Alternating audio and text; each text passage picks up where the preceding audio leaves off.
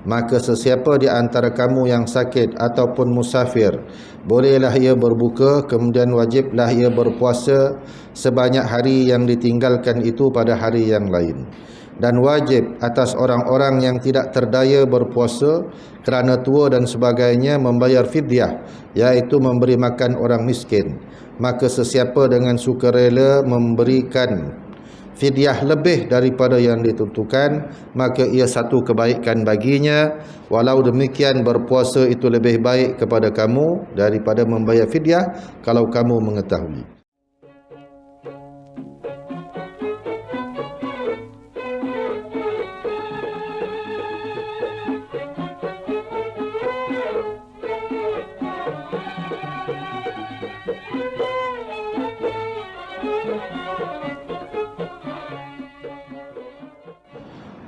Assalamualaikum warahmatullahi wabarakatuh. Bismillahirrahmanirrahim. Alhamdulillahi rabbil alamin wa bihi nasta'in ala umuri dunya waddin. Wassalatu wassalamu ala asyrafil anbiya'i wal mursalin Sayyidina Muhammadin wa ala alihi wa ashabihi wa man tabi'ahum bi ihsanin ila yaumiddin. Rabbi shrah li sadri wa yassir li amri wahlul 'uqdatam min lisani yafqahu qawli. Alhamdulillah. Terima kasih kepada tuan pengurusi majlis, Al-Fadhil Tuan Imam, Tuan Bilal pengurusi, ahli-ahli jawatan kuasa, tuan-tuan dan puan-puan sedang jemaah yang dirahmati Allah. Alhamdulillah kita dapat bertemu dalam kesempatan ini tuan-tuan ya. InsyaAllah pada malam ini kita mengulang kaji sedikit, memberikan peringatan tentang ibadah puasa.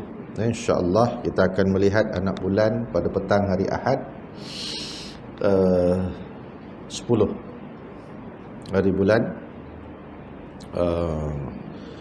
dan kalau ikut kiraannya anak bulan tidak kelihatan, itu kiraan tuan-tuan. Apa-apa hal pun kita tengok. Dan insyaAllah kita akan mula berpuasa pada hari Selasa. Itu ikut kiraan. Tapi kalau tengok ru'yah, nah tu nanti kita tengok keputusannya pada malam itulah juga ya. Pada hari Ahad ya, petang Ahad kita tengok malam tu juga. Ahad malam Isnin itu akan diumumkan puasa. InsyaAllah tuan-tuan ya, kita akan bermula berpuasa pada hari Selasa. Kalau ikut kiraan tuan-tuan ya. Jadi sebagaimana yang biasa tuan-tuan ya, bila disebut Ramadan ini ya, perkara yang paling besar sekali adalah ibadah puasa. Atau yang paling besar sekali lah tuan-tuan, yang paling utama, yang nak dijaga, yang nak diberikan perhatian. Yang lain tu ikut aja tuan-tuan. Tarawihnya, tadarusnya. Yang nak betul-betul dijaga adalah puasanya tu, as-saum ya, yang disebut oleh Allah Subhanahu wa taala dalam surah Al-Baqarah ayat 183. A'udzubillahi minasyaitonir rajim. Ya ayyuhalladzina amanu kutiba alaikumus siyamu kama kutiba alal ladzina min qablikum la'allakum tattaqun. أياما معدودات فمن كان منكم مريضا أو على سفر فعدة من أيام أخر وعلى الذين يطيقونه فدية طعام مسكين فمن تطوع خيرا فهو خير له وأن تصوموا خير لكم إن كنتم تعلمون. Wahai orang-orang yang beriman, telah diwajibkan kepada kamu berpuasa sebagaimana yang telah diwajibkan ke atas orang yang terdahulu daripada kamu, supaya kamu bertakwa. Dan puasa itu beberapa hari yang tertentu. Maka sesiapa di antara kamu yang sakit ataupun musafir, bolehlah ia berbuka, kemudian wajiblah ia berpuasa sebanyak hari yang ditinggalkan itu pada hari yang lain. Dan wajib atas orang-orang yang tidak terdaya berpuasa kerana tua dan sebagainya membayar fidyah, iaitu memberi makan orang miskin. Maka sesiapa dengan sukarela memberikan fidyah lebih daripada yang ditentukan, maka ia satu kebaikan baginya. Walau demikian, berpuasa itu lebih baik kepada kamu daripada membayar fidyah kalau kamu mengetahui.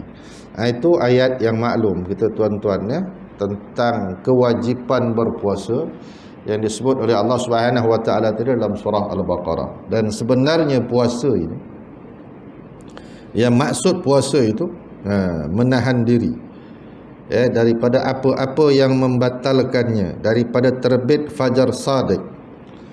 Fajar sadiq ni subuh. Bermula daripada subuh. Sehinggalah terbenam matahari daripada makan minum dan yang membatalkannya tadi. Maksudnya apa tuan-tuan? Masuk saja subuh, tetapi kita ada satu waktu yang dipanggil waktu imsak. Boleh tak kita makan pada waktu imsak? Imsak ni waktu berjaga-jaga, supaya kita tidak terlepas. Sambil makan itu tiba-tiba masuk waktu subuh, takut batal. Jadi ihtiyat. Pada pandangan mazhab Syafi'i, ihtiyat, awalkan sikit, berhenti makan itu kira-kira 5 minit, 10 minit, itu yang dipanggil waktu imsak. Kita dah siap-siap menahan diri, maknanya tidak ada perkara yang kita lakukan membatalkan puasa. Masuk saja subuh, kita dah terus berpuasa. Itu waktunya. Boleh tak makan pada waktu imsak? Boleh, dengan yakin bahawa subuh belum masuk. Boleh, tak ada masalah. Yakin subuh belum masuk. Macam mana nak yakin subuh belum masuk? Tengoklah jam, dan pastikan jam tu betul. Orang banyak jam tuan-tuan, jamnya tak betul tak guna juga kan. Pastikan jamnya betul. Okey tuan-tuan ya. Kalau saya, jam yang paling betul mana tuan-tuan? Dulu kan ada Astro kan, dekat bawah Astro tu ada jam, tu betul, insya-Allah tepat. Dan kita kena tahu bila masuknya waktu subuh. Bila masuknya waktu subuh, jangan kita pun tak tahu tuan-tuan. Tepat katalah 6.15, kita dah terlewat bangun 6.10 minum, sah, tak ada masalah, sebab subuh belum masuk. Baik, itu terbit fajar subuh sehingga terbenam matahari. Terbenam matahari mana? Terbenam seluruh bulatan matahari, maka bermulalah waktu maghrib. Sampai tu. Terbenam seluruh bulatan matahari. Maknanya apa? Kalau sekarang ni senangnya, masuknya waktu maghrib. Pada tu. Cuma dia ada beza sahur dengan berbuka ni. Disunatkan lewat sahur. Sahur itu elok dilewatkan. Dilewatkan tu maksud mana? Lewat setengah jam, 1,5 jam sebelum subuh. Lewat tuan-tuan. Nabi lewat. Habis sahur Nabi berhenti, kadar-kadar 15 minit barulah masuk subuh. Tu macam mana dulu orang dulu kira tuan-tuan, sedangkan dulu tak ada jam. Dulu tu tak ada jam. Ada banyaklah tanda-tandanya, kokok ayam lah, itu dan sebagainya lah, contoh tuan-tuan. Okay. Tu dan buka elok dicepatkan. Masuk elok cepat, yakin telah masuk waktu subuh, segeralah berbuka. Jadi dua lah. Lewatkan sahur, tapi bukan dah masuk subuh. Dan cepatkan berbuka bila dah masuk waktunya, segera. Itu sunnahnya. Makruh melewat-lewatkan berbuka. Kita, mazhab kita Ahlus Sunnah wal Jamaah ikut Nabi. Syiah dia lain sikit, dia lagi lambat. Tu Syiah lah tuan-tuan. Okey tuan-tuan, itu maksudnya. Dan menahan makan minum antara tadi itu, waktu siang tadi tidak makan, tidak minum, dan segala sekalian perkara yang membatalkan puasa. Rukun puasa. Rukun puasa yang pertama orangnya. Maksudnya apa dia? Orangnya masih hidup lah tuan-tuan. Orangnya apa dia? Sehat. Tu nanti kita tengok pula syarat dia. Syarat orang tu macam mana? Orang yang berpuasa. Yang kedua, niat. Niat. Dan niat pada pandangan mazhab Syafi'i adalah pada tiap-tiap malam bulan Ramadan. Itu mazhab Syafi'i. Inda Syafi'i, tak boleh kita niat untuk sebulan. Tapi orang dulu-dulu dia niat untuk sebulan. Sebab apa? Takut terlupa niat. Sebab itulah cantiknya tuan-tuan perasan kan. Jadi lepas daripada tarawih kan, lepas daripada tarawih, kadang-kadang belum tarawih, Bilal lah sebut niat puasa. Itu cantik tu. Yang mengingatkan kita tentang puasa. Sebab pada pandangan pada mazhab Syafi'i, sebaik-baiknya niat pada tiap-tiap malam, kecuali mazhab lain. Imam Malik misalnya niat puasa untuk sebulan. Itu mazhab Maliki. Kalau tuan-tuan nak jadi Maliki, silakan, tak ada masalah. Okay. Pada pandangan mazhab Syafi'i mesti pada tiap-tiap malam. Dan orang yang tidak berniat maka tidak sah puasanya. Dia tak niat puasa, besok puasanya, besok dia tidak dia tak niat, maka puasanya tidak sah. Dia kata, cantiklah ustaz, tak sah. Boleh makan. Salah. Orang, dengar sana tuan-tuan, orang yang wajib berpuasa, dia wajib berpuasa, cukup syarat puasanya tak sah, batal, dia tetap kena jaga puasa sampai buka. Bukan bermakna dia dah tak sah, dia boleh makan dan minum, tak. Kecuali sakit. Sakit nanti tu kita bincang. Kalau dia sakit, tuan-tuan, okey. Maka tidak niat, maka puasanya tidak sah. Okey. Sebab niat tu penting. Dan rukunnya yang ketiga, menahan makan minum dan sekalian perkara yang membatalkan puasa sehingga tenggelam matahari maghrib tadilah. Okey. Syarat wajib mesti beragama Islam. Tapi kalau dia tak Islam nak puasa, dia puasa je lah, tak ada apa di sisi Allah. Sebab apa? Dia tak beriman. Dia nak puasa, tak kira lah berapa lama dia nak puasa, silakan. Sebab dia tidak beriman, maka tidak diwajibkan. Tu yang pelik pula tuan-tuan. Orang yang tak Islam puasa, yang Islam pula tak puasa. Kan? Yang tak Islam mesti puasa. Yang orang yang patut puasa tak nak puasa pula. Balik atau sampai umur maklum. Cuma kanak-kanak ni elok diajar dia berpuasa. Elok diajar dia berpuasa supaya tidak. Tapi ada juga orang marah, apa nak ajar budak-budak puasa? Dia tak wajib puasa. Memanglah. Apa contoh je? Solat 7 tahun mana balik lagi. Tapi kenapa Nabi suruh dia belajar sembahyang? Sama juga dengan puasa. Puasa lagi teruk daripada sembahyang, kan? Betul, tuan-tuan. Sebab puasa ni tak makan minum. Kalau daripada kecil dah diasuh, maka senanglah dia. Tiba-tiba umur 12 tahun, 15 tahun baru nak suruh puasa, tuan-tuan. Oh, Akbar. Entah ya, entah tidak. Kan? Jadi sebab tu sama juga macam solat. Kenapa Nabi suruh ajar budak-budak solat daripada kecil? Sebab tu nak dilatih dia dengan apa dia? Sekalian ibadat-ibadat yang wajib atasnya. Baik, sempurna akal, maka tidak sah puasanya orang gila. Orang gila tak sah, tuan-tuan. Sawan gila, tuan-tuan. Berkemampuan maknanya apa? Dia sehat tubuh badan untuk melaksanakan ibadat puasa, maka tidak wajiblah atas orang yang sakit. Sakit tu apa maksud dia, tuan-tuan? Ni kena faham pula.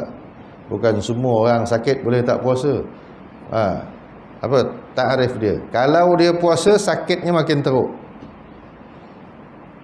Contoh, dia tak makan ubat, dia kena makan ubat. Bila makan, batal puasa. Sakitnya makin teruk. Dan tak sihat ni, yang pertama sekali kena ada nasihat daripada doktor. Pakcik tak boleh puasa. Betul. Tapi orang kita ni banyaknya jadi doktor sendiri. Aku rasa-rasa tak boleh puasa. Habis. Kan sepatutnya doktor bagi tahu pakcik tak boleh puasa. Tapi pelik tuan-tuan, doktor tak bagi puasa, dia nak puasa juga. Ada kawan saya tuan-tuan muda daripada saya tuan-tuan, tahun ni doktor tak bagi puasa. Dia ada masalah dalam perut. Doktor tak bagi puasa. Allahu Akbar. Dah lah susut, dah turun mau dekat 20 kilo lah badan. Allahu Akbar. Doktor tak bagi puasa. Macam mana nak qada tu? Tu fikir tu besok nak kena qada. Ya. Kalau dia sakitnya berterusan, bulan lain pun dia tak boleh puasa, dia kena bayar fidyah. Tuan-tuan ya, tak boleh puasa dengan sebab sakit, doktor lah yang kena bagi tahu. Okey. Syarat sah puasa. Tadi tu syarat wajib. Siapa yang diwajibkan berpuasa? Islam, baligh, berakal, dan berkemampuan. Syarat sah. Islam, mumayyiz. Islam kemudian mumayyiz, bolehlah sah puasanya. Budak yang belum baligh tapi mumayyiz. Mumayyiz ni boleh bezakan baik dan buruk. Okey, suci daripada haid dan nifas. Ya. Orang yang haid dan nifas tak boleh puasa. Bukan puasanya tak sah. Puasanya tidak sah. Ini cutilah dia, maklum cuti. Dan apa dia, berniat untuk melaksanakan puasa. Niat puasa. Siapa yang berpuasa tak niat, maka puasanya tidak sah. Baik. Berpuasa pada hari-hari yang tidak diharamkan. Berpuasa pada waktunya. Sebab dalam Islam ni ada waktu yang diharamkan berpuasa. Puasa macam mana pun tidak diterima oleh Allah Subhanahu Wa Taala. Haram maknanya apa? Dia puasa tu berdosa. Balik pula. Ada waktunya berpuasa tu jadi dosa. Haram. Ada waktunya tak puasa, haram. Dah bulan Ramadan tak puasa, berdosa. Baik. Apa hari yang diharamkan berpuasa? Hari raya Idul Fitri. Yang disunatkan hari raya kedua tu puasa. Raya pertama haram. Baik. Yang kedua, hari raya haji. Hari raya haji. Apa dia? 10, 11, 12 dan 13 serta hari tasyrik. Hari tasyrik tu dan hari raya korban. Yang 9 sunat puasa. 9, 8, 9 1 sampai 9 sunat puasa. 10, 11, 12, 13 haram. Hari raya Idul Adha dan 3 hari tasyrik. Haram lah. Okey, baik. Satu lagi hari Syak. Hari Syak apa? 30 Syakban. Macam kita tengok anak bulan ni 29 Syakban, hari Ahad. Tak nampak. Jadi tak nampak Isnin tu masih boleh makan lagi. Sebab Isnin tu 30 Syakban. Jadi 30 Syakban tu tak boleh puasa. Walaupun dia jatuh pada hari Isnin, haram. Okey, tapi 1 Ramadan kena puasa. Okey, maklum tuan-tuan ya. Baik. Perkara yang membatalkan puasa. Makan minum maklum. Merokok haram. Merokok ni batal. Makan minum ni apa dia? Dengan sengaja. Maknanya kalau dia tak sengaja termakan terminum, kata Nabi tu Allah Ta'ala bagi rezeki kat dia. Dah biasa makan tuan-tuan, pagi-pagi makan kan.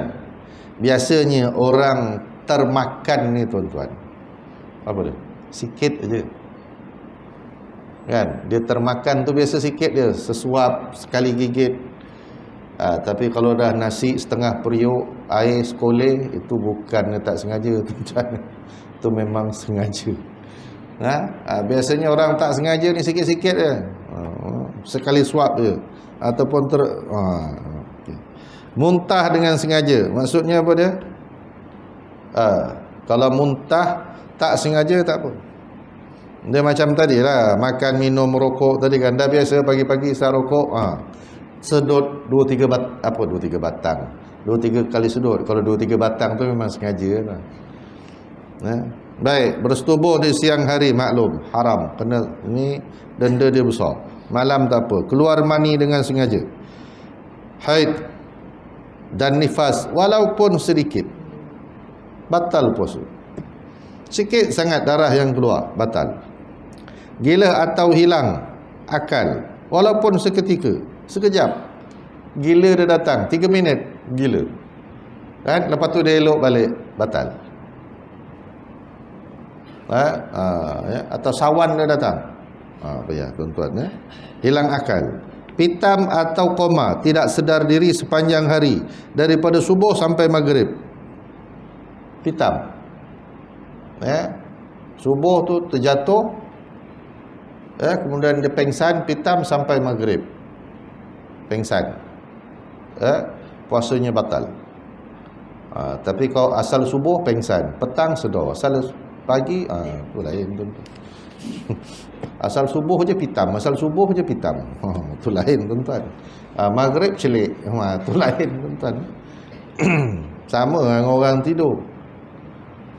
Apa tuan-tuan, dalam kitab fiqh kata apa? Tidur orang yang berpuasa itu ibadah. Masya-Allah. Orang yang tidur pada siang hari bulan puasa tu ibadat, kata Nabi.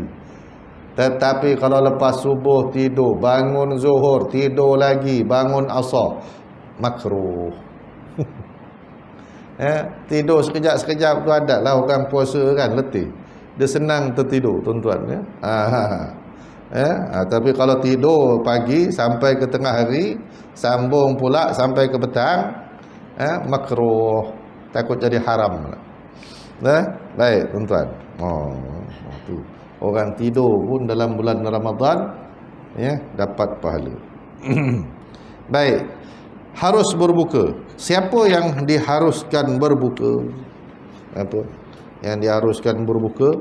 Orang sakit, sekiranya sakitnya itu bertambah atau melambatkan sembuhnya, boleh meninggalkan puasa tapi wajib qada nanti bila dah sihat, maklum. Sakitnya bertambah teruk sebab tak boleh makan ubat dan mengganggu kesihatannya itu, kemudian apa dia boleh memudaratkan dia. Macam orang gastrik lah tuan-tuan, ada orang gastrik tapi dia tahan enggak. Tu. Ini tak, bulan lain elok je, bulan puasa datang gastrik. Tu bohong tuan-tuan. Orang musafir. Orang musafir ni tuan-tuan, dalam kitab ni kata 89 km. Tapi ada yang kata 82 km. Sampai mana 82 km tuan-tuan? Prediction lebih kurang kan? Ya Allah, takkan pergi prediction tak puasa. Lain lah kalau dia bawa kereta sampai Johor Bahru, iyalah ni sampai prediction pun tak nak puasa. Ya Allah, boleh dia tak puasa sebab musafir. Tapi kalau nak minum tu janganlah dekat tengah highway tu tuan-tuan, nyorok-nyorok sikit kan. Ini dah minum teguk tu, kereta lalu. Dia ambil gambar habis. Pakai kopiah lagi, Tuan Haji tak puasa, habis tuan-tuan. Boleh tak puasa, tapi kena qada. Sayanglah tuan-tuan, bukannya masyaqqah sangat kan. Kalau masyaqqah tu teruk sangat tuan-tuan. Perjalanan ini dululah tuan-tuan, melintas padang pasir waktu panas, boleh tak berpuasa.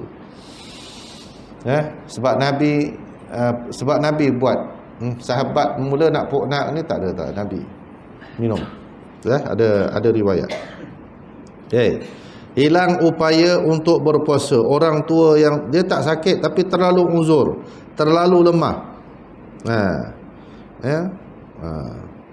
maka bolehlah dia tak berpuasa. Terlalu uzur tuan-tuan ni baring boleh tak berpuasa tapi dia kena bayar fidyah. Sebab hari lain pun tak boleh puasa kan tuan-tuan, bayar fidyah sajalah. Perempuan yang hamil dan jika bimbang puasanya membahayakan dirinya, harus berbuka tetapi wajib qada. Ya, dia takut kesihatannya sebab mengandung, dah syarat pula tu. Okey, sekiranya dia takut akan bayinya, boleh dia berpuasa, wajib qada dan bayar fidyah. Dua lain ya. Kalau dia takut atas diri dia qada saja. Tapi kalau dia takut atas kandungannya, dia kena qada dan bayar fidyah. Itu dah ada perbezaan. Perempuan yang hamil. Okay, yang menyusukan, kalau dia sedang menyusukan anak, harus dia berbuka. Kalau dia bimbang akan memudaratkan dirinya, maka wajib qada. Tapi jika dia bimbang akan mudarat bayi yang disusukannya sebab kurang susunya menjejaskan kesihatan bayi, maka dia sama macam tadi, qada dan bayar fidyah. Kalau dia bimbang atas dirinya mudarat, maka dia kena qada. Tapi kalau dia bimbang atas bayi tadi, maka dia kena qada dan bayar fidyah. Okey. Tu keadaannya. Dan mengenai puasa orang yang sakit ini, apa dia? Dia kena dapatlah nasihat doktor. Ya, dia dapat nasihat doktor. Barangkali kalau sebulan tu adalah, dalam seminggu ada beberapa hari dia boleh puasa, tak apalah. Tu cantiklah tuan-tuan ya, dia masih nak puasa.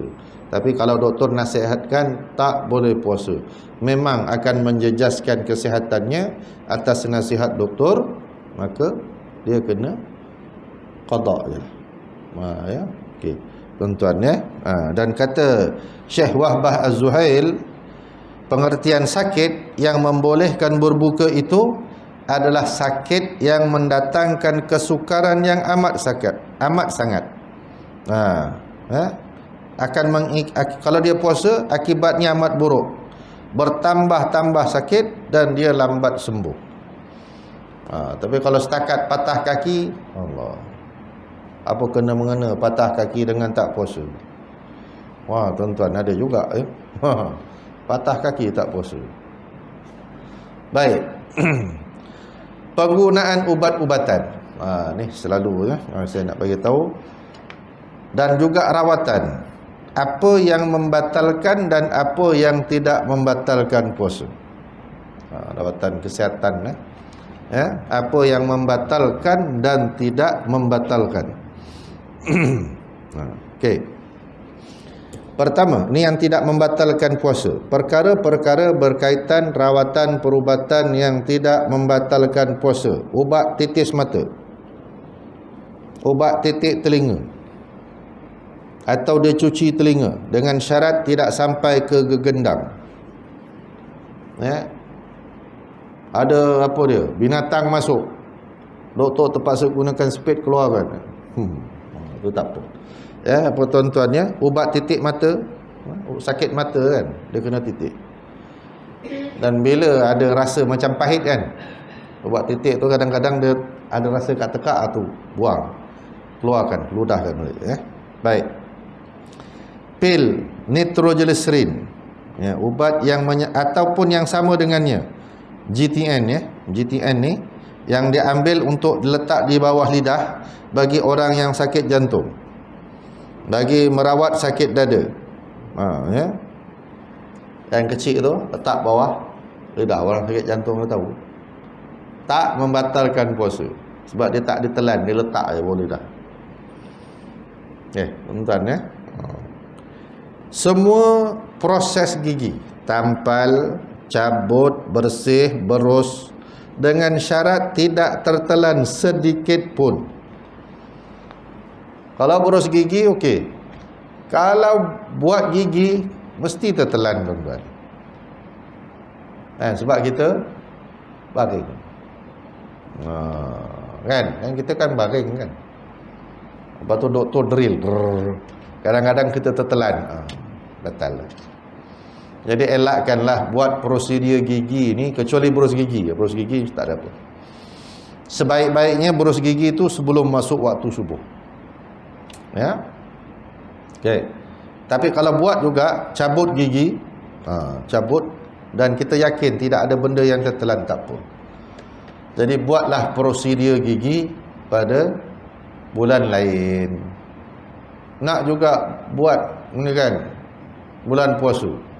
Saya kata tak payahlah pakcik, bulan puasa lah ustaz nak buat gigi, nanti raya nak pakai gigi. Betul juga dia raya kan nak makan daging kan. Tapi kalau tak ada gigi macam mana ustaz? Waduh, dah lah tanya. Orang ni kadang sebelum puasa lah ataupun lepas raya. Baik, suntikan, apa-apa juga suntikan, injection di kulit, otot, sendi ataupun salur darah tidak membatalkan puasa. Derma darah, pindah darah, kita sedut darah keluar, pindahkan kat orang lain, tidak membatalkan puasa. Segala ubat sapuan, balutan, plaster di atas kulit tidak membatalkan puasa. Ambil darah untuk ujian makmal di hospital tak membatalkan puasa. Ini selalu orang tanya, kena ambil darah bulan puasa ni? Tak payah, tak boleh, tak ada masalah, sebab dia tidak membatalkan puasa kan. Sebab dia cucuk dekat kulit kan, jarum tu kan. Baik. Apa lagi? Dan semualah proses-proses yang tidak melalui mulut dan jalan bawah, saluran ya, dia tebuk ke kan, termasuklah berkumur-kumur, ubat semburan mulut yang tidak melibatkan telan ya. Ubat sembuh kat mulut tidak melibatkan tertelan ya. Apa dia? Spray hidung tanpa sedut, dialisis, bius. Kalau bius pengsan batal. Kalau bius apa dia, setempat kat kaki je, sebab doktor nak buat apa rawatan di kaki, kita sedar tak apa. Tapi kalau kita pengsan batal. Okey. Itu yang tidak membatalkan puasa. Apa yang membatalkan puasa? Rawatan apa? Kalau dekat sini dia kata inhaler, ya, untuk rawatan asma paru kronik Kalau sedut tak apa, yang tekan. Itu pun ada pandangan lain, kata tak batal. Tapi kalau saya tengok dalam buku ni yang diterbitkan oleh JAKIM ni, batal inhaler yang tekan tu. Membatalkan puasa. Tapi ada saya baca satu lagi pandangan, dikata tak batal puasa. Apa-apa juga yang dimasukkan melalui rongga, dia masuk melalui rongga, alat tu, mulut, jalan bawah, dubur dan kubul, saluran kencing, masuk melalui apa, rongga, membatalkan puasa ya. Apa dia, endoskop, gestroskop, sebut pun payah tuan-tuan. Itu semualah ya. Masuk mulut, masuk hidung, masuk alat, batal puasa. Masuk daripada lubang dubur, batal puasa ya.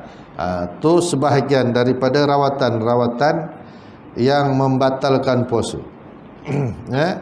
Dan Ramadan ini tuan-tuan adalah bulan ibadat. Satu lagi, bulan ini bulan ibadah ya.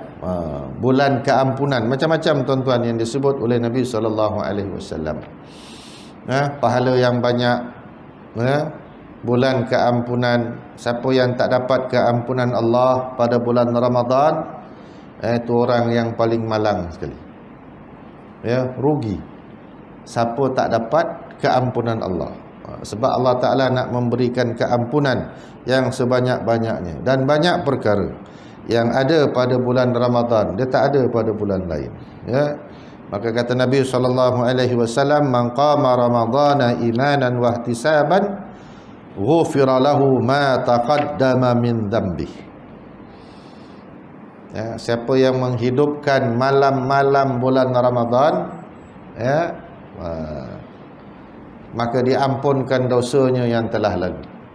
Macam mana nak menghidupkan malam bulan Ramadan tuan-tuan ya? Menghidupkan malam bulan Ramadan ini pertamanya dengan berbuka puasa.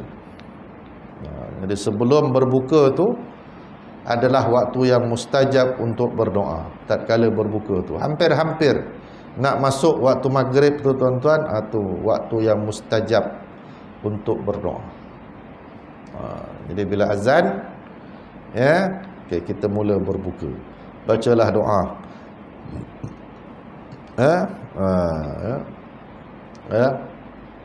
Allahumma laka sumtu wa bika amantu, teruslah.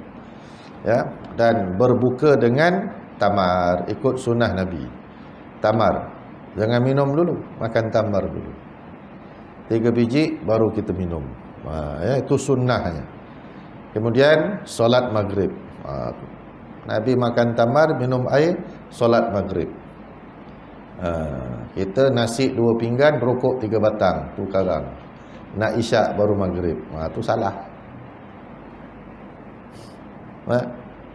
Makan tamar dulu, minum, solat. Sai.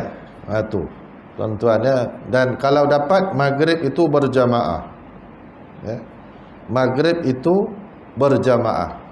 Itu nak hidupkan malam bulan Ramadan. Ya, tu yang orang berbuka di masjid tu sepatutnya nak mencari jamaah maghrib. Nah, tuan-tuan, ya. Lepas tu barulah kita berehat sekejap, makanlah apa yang patut, dan isyak berjamaah. Lepas tu dah isyak jamaah, ya, solat tarawih. Ni yang menjadi persoalan. Tarawih ni, kan? Ni kejap lagi keluarlah ni. Tarawih 8 saja. Ada yang kata tarawih 20. Tak sah tarawih yang buat 8. Yang 8 mengata yang buat 20. Nabi buat 8 saja. Tak tahu yang saya dapat tadi, wallahu a'lam, betul tak betul. Di Mekah dan Madinah 10 rakaat. Tak tahulah saya dapat tadi, wallahu a'lam. 10 rakaat, witir 3. Kalau negeri 9, 10. Kalau tak silap saya. Negeri 9, 10, memang 10 rakaat. Okeylah tuan-tuan, tak kira lah buat berapa. Buatlah sekadar yang kita mampu. 8 baik, 20 elok. Buatlah. Jangan gaduh-gaduh tuan-tuan. Okey, nanti kita tengoklah orang. Apa nama sembahyang tarawih? Tarawih ni apa? Tarawih ni solat rehat-rehat. Ini sebenarnya tarawih ni relax, ya tuan-tuan. Jangan kalang kabut. Nama pun sembahyang rehat-rehat. Yang kita sembahyang kalang kabut ni kenapa? Nabi dalam hadis kata, Nabi selepas 4 rakaat Nabi rehat. Tu yang kita apa dia? Baca selawat. Kita selawat tu. Timbul pula persoalan. Kenapa nak selawat? La ilaha illallah. Apa masalah pula selawat? Bukan selawat tu dalam sembahyang. Selawat tu kan luar sembahyang. Ikutlah. Lainlah kalau belum habis tahiyat, tiba-tiba imam tu subhanal malikil ma'bud, subhanal malikil mawjud, belum salam, imam tu terlebih minum cendol tadi buka puasa. Cendol lah naik atas kepala. Faham tuan-tuan? Lantaklah nak baca apa pun. Lepas salam nak buat apa? Buatlah apa pun. Nak selawat, maka lebihlah tu baik selawat. Kan? Jadi selawat pun elok. Jangan kalang kabut. Lepas tu solat. Untuk solat lagi. Rehat, selawat lagi. Tak ada masalah tuan-tuan. Berapa nak buat? 8. Yang 8 jangan mengata yang 20. Yang 20 jangan mengata yang 8. Yang 8 balik, yang 20 cakap tu malas lah tu. Kan? Yang 8 bila tengok orang buat 20 tu sesat. Nabi buat 8 saja pula dah habis. Kan? Nasib baik tak gaduh. Ni masa saya dulu nak parking pun gaduh. Minggu lepas lah, Sabtu lepas, Sabtu Ahad, saya ceramah kat masjid wilayah. Bila nak balik tu pusing kan, masjid tu nak balik keluar tu ada signboard kiri kanan. Apa signboard ni? Tahu apa tulis? 8 sini, 20 sini. Oh. Sini ahli 8, yang sebelah sini ahli 20. Sebab apa kena buat macam tu tuan-tuan? Supaya tak jadi gaduh. Dia parking awal, belakang kereta buat 20, jadi dia tak boleh nak keluar. Faham tuan-tuan? Nak parking pun gaduh. Sama Masjid Negara. Jadi kalau kau rasa nak buat 8, awal-awal parking jauh-jauh. Dia nak keluar awal, belakang ada kereta blok. Selamat lah. Baik kau naik balik, sambung lagi 20 sampai habis 20. Nah tuan-tuan, nak buat berapa silakan, tak ada masalah. Baik. Biar lepas tarawih biasa orang kita tadarus. Nak kena bagi faham tuan-tuan, apa maksud tadarus. Sebelum ni pun beberapa tempat dah tanya ni. Tadarus ni apa Ustaz? Tadarus ni seorang baca yang lain semak. Tu namanya tadarus. Kalau kita baca sorang-sorang, itu namanya tilawah. Kita ada 5 orang, seorang baca yang lain semak, tu baru tadarus. Macam mana kalau dia bahagikan? Ada yang tanya pula. 5, 5, 5, 5, 5, 5. Tak cukup. Salah tu. Kalau nak tadarus betul-betul lah. Itu boleh juga. Tapi 5 je lah yang dia baca. Tak dianggap dia tadarus sampai 30 juzuk. Orang tadarus ni nak cukupkan 30 juzuk. Kalau kau bagi-bagi, pahala tu sakat 5 juzuk je lah. Faham tuan-tuan? Tu banyak juga tuan-tuan. Banyak tempat dia saya tengok. Kadang-kadang kat pejabat-pejabat kan. Okey, bagi-bagi. Kalau 5, 5, 5, 5, 5. Kalau dah betul-betul tadarus, 1 sampai 30 duduk setiap malam. Tapi kalau satu malam dapat 1 juzuk lebih, maknanya cepatlah sikit habis kan. Tu barulah nama tadarus betul-betul. Tapi kalau bagi-bagi, banyak tu je lah kau dapat. Betul tuan-tuan. Kadang ni lah kita pun tadarus kat pejabat. Kadang ada yang baca cepat, ada yang baca lambat. Tapi kalau yang asyik kena betulkan aja, marah pula kawan-kawan lain kan. Manjang salah, kau tak payah masuk lah, kasih lambat. Marah pula kawan-kawan tuan-tuan. Ni susah lah kadang-kadang. Allah, apa tu kucing. Jadi terpulanglah tuan-tuan. Orang nak dapat pahala ni, tapi kalau lambat orang marah pula. Jadi terpulang. Macam mana? Jangan jadi gaduh. Sudahlah kan. Itu kadang kat pejabat kan, kawan kau lambat lah, kau pergilah, jangan masuk. Kecil hati kawan tu pejabat tadi. Kau duduk sama yang geng lambat. Dah kecil hati. Mentang-mentang lah kita tak boleh baca ustaz. Bukan tak boleh baca, kau tu lambat. Orang lain semua nak cepat. Tuan-tuan kan, terpulanglah nak buat macam mana. Tapi orang biasanya tadarus ni kan, orang yang yalah masa kan, tu sebab masa tuan-tuan. Yang nak baca lambat tak apalah. Tak jadi. Tapi yang namanya saya nak sebut tadi, yang namanya tadarus tadi tu 1 sampai 30 duduk. Tu baru namanya tadarus. Seorang baca yang lain semak kalau silap. Kalau kita baca seorang-seorang tu namanya tilawah. Berapa juzuk kita nak baca, kita duduk seorang-seorang kan. Betul tuan-tuan. Banyak masa, 1 hari sampai 3 juzuk. Tu sebulan 3 kali khatam kan. Itu baca seorang-seorang lah.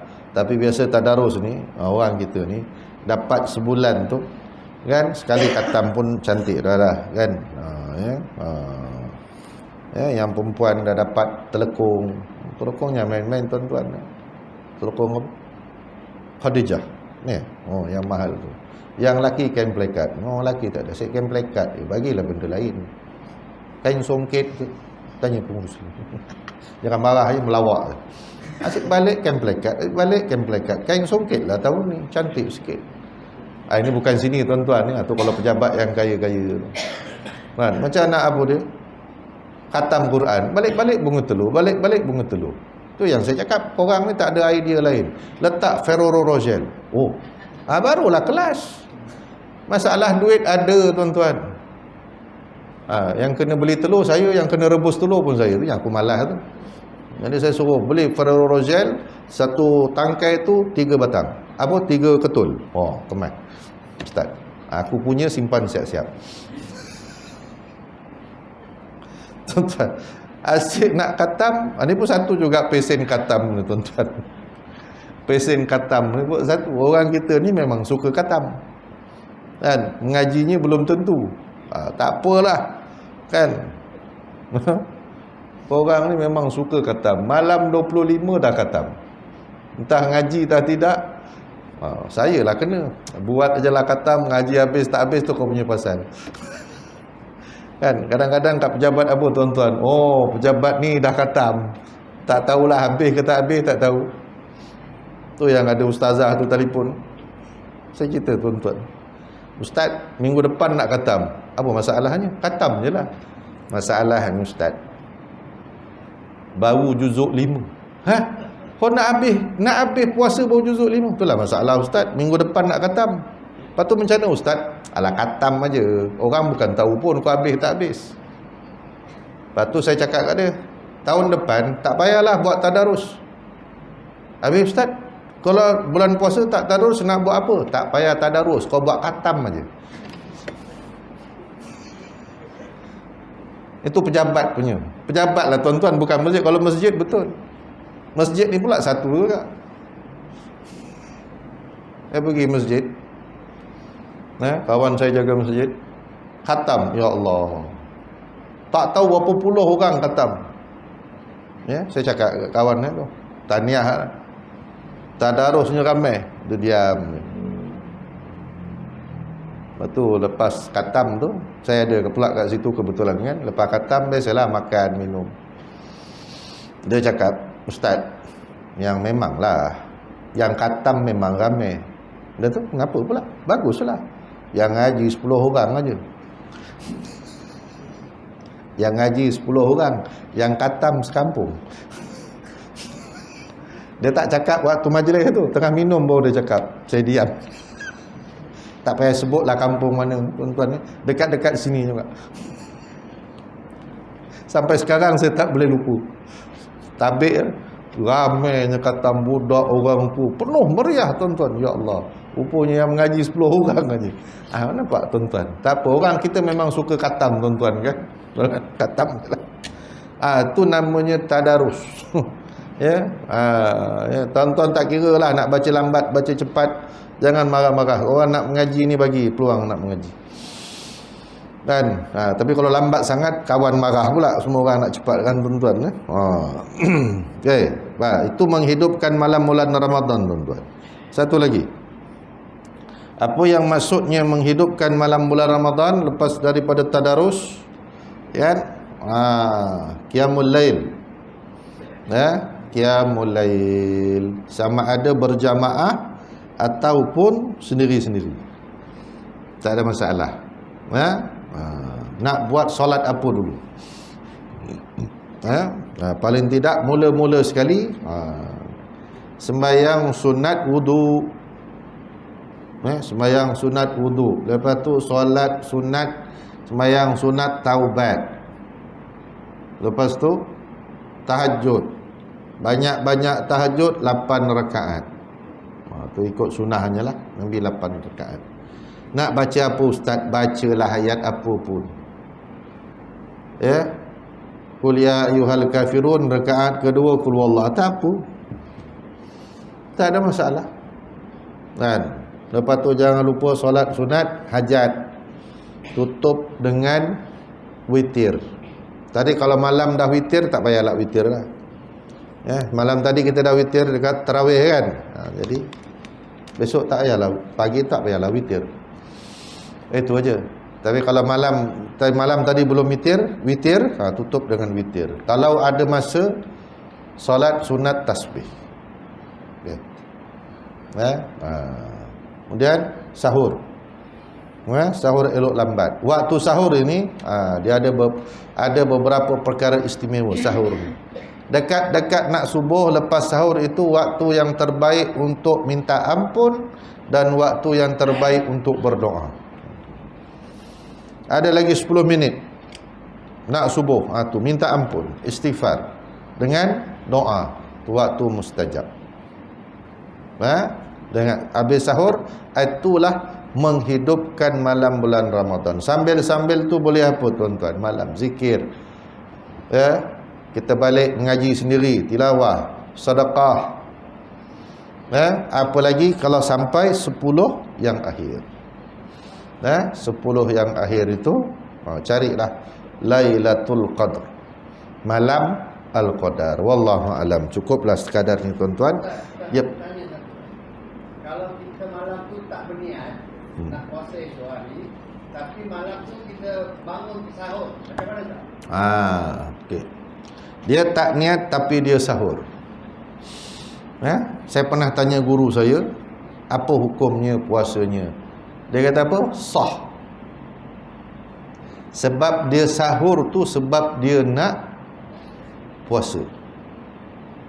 Tu kata guru saya, sah. Memanglah. Sebab apa dia sahur? Sebab dia nak puasa. Tak adanya orang bangun pukul 5 menterdarah nasi, tuan-tuan.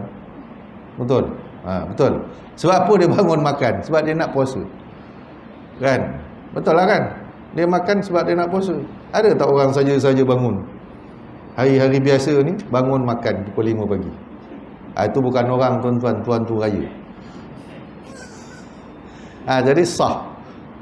Dia tak niat tapi dia apa? Dia bangun sahur tu sebab niat dia nak puasa. Tu ada pandangan yang kata sah puasa. Wallahu a'lam. Kita ada tahlil, tuan-tuan, lepas daripada isyak ni, InsyaAllah. Wallahu ta'ala a'lam. A'udzubillahi minasyaitanir rajim. Bismillahirrahmanirrahim. Allahumma aghrina bil ilmi wa dhayyina bil hilmi wa akrimna bit taqwa wa jammilna bil afiyah. Rabbana atina fid dunya hasanah wa fil akhirati hasanah wa qina adzaban nar. Sallallahu ala sayyidina Muhammad wa ala alihi wa sahbihi ajma'in walhamdulillahi rabbil alamin. Amin. Wallahu ta'ala a'lam. Assalamualaikum warahmatullahi. تُوبَنَا إِلَى اللَّهِ